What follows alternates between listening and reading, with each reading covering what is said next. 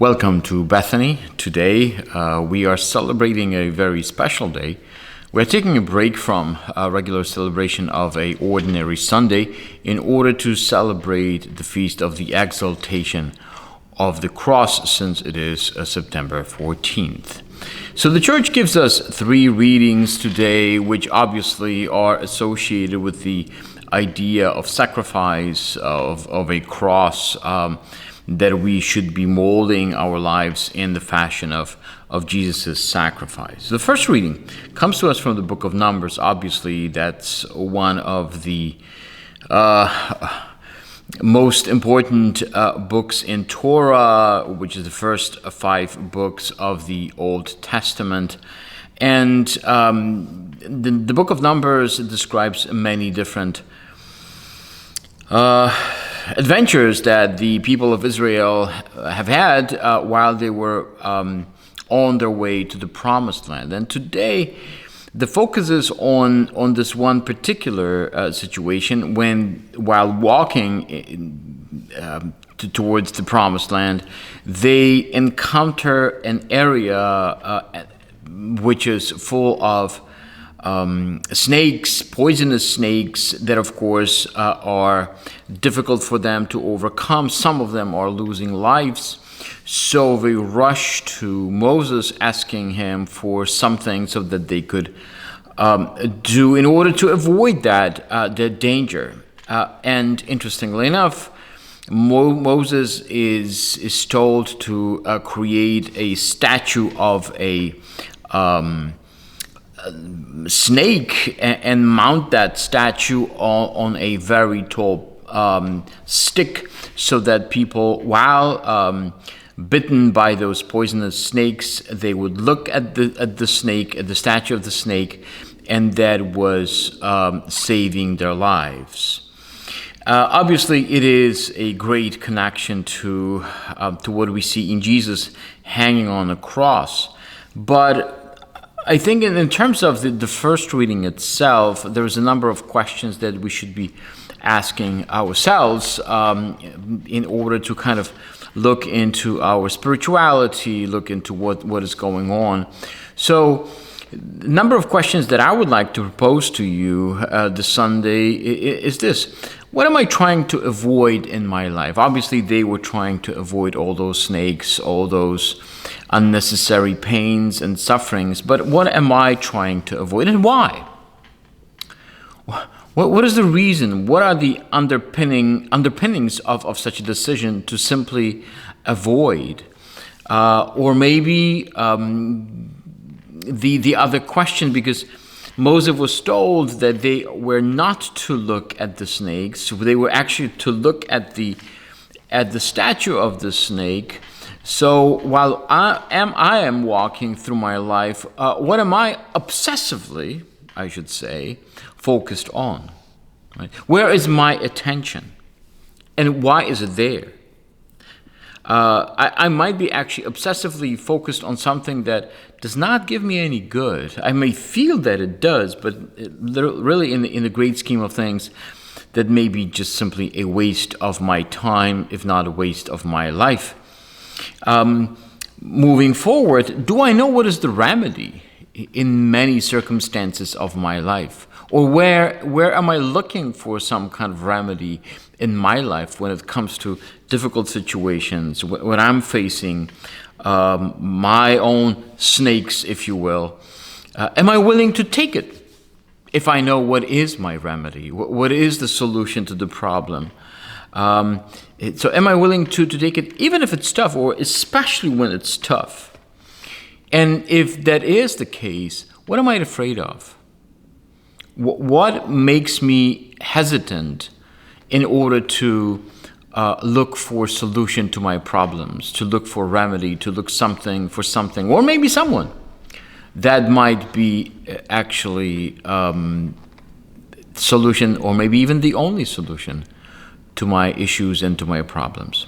Moving on to the second reading from Paul's letter to Philippians. So it is a letter directed to a community of Christians in Philippi, that is in Greece, very close to Macedonia. It's a town founded by Philip some 350 years before Jesus. When this letter is being written, we know already that Paul is in prison. We do not know where he is, but we know that he is in prison. As a kind of a side note, that is exactly the same letter in Philippians 4:4, when you find him saying, "Rejoice in the Lord always. I say to you again, rejoice in the Lord," while he is in prison. Thought-provoking of itself. But let's move to our fragment of the letter that is in the second chapter, verses 6 through 11. And we learn that God is giving us an opportunity to give up certain things. So the questions that might be coming to our minds, or that are coming to my mind at least, and that I'm proposing to you are: how much am I obsessed with my own PR? Right? How am I obsessed with myself in many different ways of that? It could be obsession with the way I look, the way I'm being perceived, the way I am being received by people. How much of that is so important to me? And you know that there's many people that will be absolutely obsessed with such a situation.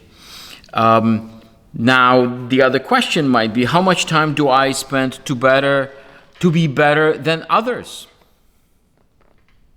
Right? That may drive me into spending way too much time, energy, maybe even money, just simply so that I would look or feel in my own mind that I'm better than others. How much joy do I take in dominion over other people? Right? Why is it so important to me that I have some kind of a dominance over other people? And maybe, as the second reading suggests, can I be humble? In what circumstances? At what price? Or maybe, what am I so protective of?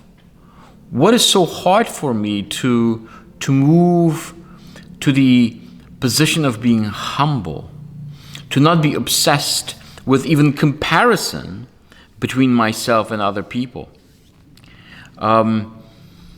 What is the reason for me to do it when I'm actually being humble? What is the force that makes me do that? Is it only something that only as a last resort circumstance is going to bring me to the position of being humble, or there are other factors that may be at play when I find myself in this position? How often do I do that? Is it something that happens to me once in a very blue moon, or I actually practice or try to practice it more often? I may even suggest for you to look into your last couple of Lenten seasons. How did that go? Right? And what is the purpose of me being humble? Is it simply because I want to tell to myself, I sacrifice myself, it makes me feel good because, now I gave such a sacrifice, or I'm trying to decentralize myself from the equation, which probably would be a much better position. Now, finally, moving to the gospel. Today we're reading John's gospel, third chapter, verses 13 through 17. We are learning that God so loved the world that he sacrificed his own son. And thus the question: what am I willing to sacrifice for others, or for an idea, for a purpose, for a goal? What is off the limits when it comes to my sacrifice or sacrificing? What am I trying to protect? What do I think that I need to really shelter from the process of the sacrifice? And why is it? Why do I think that I have to protect that? What would I really lose if I sacrificed a portion of that, or maybe all of that? Would it really hurt me deeper? Would it really be something that I wouldn't be able to get over with? Or ultimately, would I feel even better because I wouldn't feel captured, caged by these things that I am actually possessed by? So why am I so protective of it? What is the reason, or what are the reasons that I might be so protective of those things that I would not sacrifice at any cost? And finally, would I feel free if I sacrificed it? Or would I feel miserable, more miserable? What would happen? I think that these are the questions that may help you to spiritually attune yourself to the feast of the exaltation of the cross. These are the issues that might help you actually to also go through your next week. I hope and pray that these couple of questions, based in the readings of the Sunday, will help you to grow spiritually. And if that's the case, or even if it's not the case, I invite you to come back here next Sunday for a set of questions in reference to the readings that we will be looking at next Sunday. God bless you.